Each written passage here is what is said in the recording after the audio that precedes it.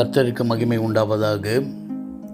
இந்த காலவேளையில் இன்றைய நாளுக்கான வேத வசனம் யூதாவின் புஸ்தகம் 1ஆம் அதிகாரம் 2ஆம் வசனம். உங்களுக்கு இரக்கமும் சமாதானமும் பெருக கடவுது. இந்த வார்த்தை கர்த்தருடைய வாழ்த்துதலை நமக்கு தெரிவிக்கிறது போல இந்த நாளில் இந்த வார்த்தைகள் நமக்கு நோக்கி வருகிறது. தேவனுடைய இரக்கம் என்றும் உள்ளது, அது எல்லையற்றது. தேவனுடைய இரக்கம் மனிதனுடைய மீறுதலை மன்னிக்கிறது. தேவனுடைய இரக்கங்கள் நமக்கு இரட்சிப்பை அருளுகிறது.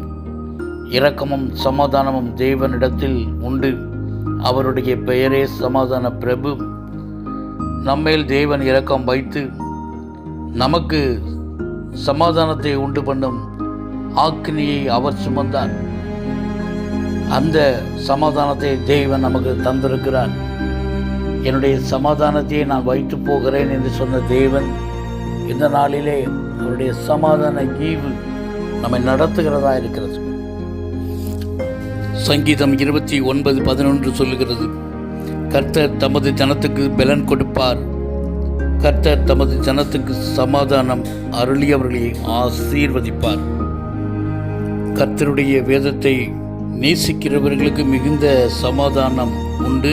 அவர்களுக்கு இடரல் இல்லை என்று வேதம் நமக்கு கற்றுக் கொடுக்கிறது. உம்மை உறுதியாய் பற்றி கொண்ட மனதை உடையவன் உண்மையை நம்பியிருக்கிறபடினால் நீர் அவனை பூரண சமாதானத்துடன் காத்துக்கொள்வீர் என்று தேவன் நமக்கு ஏசாயாவின் வழியாக ஞாபகப்படுத்துகிறார். அது மாத்திரமில்லை, என் கற்பனைகளை கவனித்தாயான நலமாயிருக்கும். அப்பொழுது உன் சமாதானம் நதியைப் போலவும் உன் நீதி சமுத்திரத்தின் அலையைப் போலவும் இருக்கும் என்று கர்த்தர் நமக்கு ஞாபகப்படுத்துகிறார். தேவனுடைய இரக்கமும் சமாதானமும் நமக்கு பெருகும் பொழுது தேவனாகிய கர்த்தர் இயேசு கிறிஸ்து பூமியிலே பிறந்த போது சாத்தானின் தலையை நசுக்கி நமக்கு சமாதானமும் இரக்கத்தையும் கொடுத்தார்.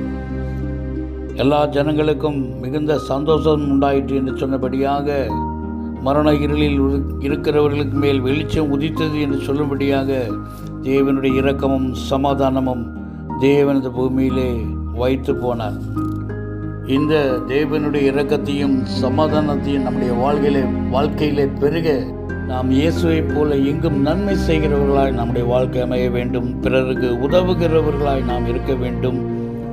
நாம் பிறருடைய துன்பத்தை தாங்குகிறவர்களாய், அவர்களுக்காய் ஜெபிக்கிறவர்களாய், கஷ்டங்களை பகிர்ந்து கொள்கிறவர்களாய், திக்கற்றவர்களை நாம் விசாரிக்கிறவர்களாகவும் தேவன் நமக்கு கொடுத்த இரக்கங்களையும் சமாதானத்தையும் பிறருக்கு கொடுக்கும் பொழுது நம்முடைய இரக்கமும் சமாதானமும் நம்முடைய வாழ்க்கையிலே பெருகும் என்று நாம் விசுவாசிப்போம். கர்த்தர் நம்மை ஆசீர்வதிப்பாராக.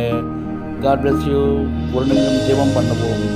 அன்பு பிதாவே, இயேசுவின் நாமத்தினாலே இந்த நாளிலே கூட இந்த பூமியிலே நீர் ஏன் பிறந்தீர் என்று சொல்லி நாங்கள் அறிகிறோம். கர்த்தாவே, இந்த நாளிலே உங்களுடைய இரக்கங்களையும் சமாதானமும் எங்கள் வாழ்க்கையிலே பெருகும்படியாக இந்த பூமியிலே பிறந்த இயேசுவே, இந்த நாளிலே கூட ஆண்டவரே, இப்படியாக தேவனுடைய இரக்கங்கள் எங்கள் மேலும், எங்கள் குடும்பத்தின், எங்கள் வாழ்க்கை, எங்கள் ஜீவியத்திலே எங்கும் ஆண்டவரே உங்களுடைய இரக்கமும் சமாதானமும் பெருகும்படியாக எங்களை உங்களுடைய கரத்துக்குள்ளே ஒப்புக் கொடுத்து செபிக்கிறோம். பெரிய காரியங்களை செய்யும் இயேசு கிறிஸ்துவின் நாமத்தினாலே செபிக்கிறோம் நல்ல பிதாவே. ஆமேன். God bless you. கர்த்தர் உங்களை ஆசீர்வதிப்பாராக. ஆமேன். ஆமேன்.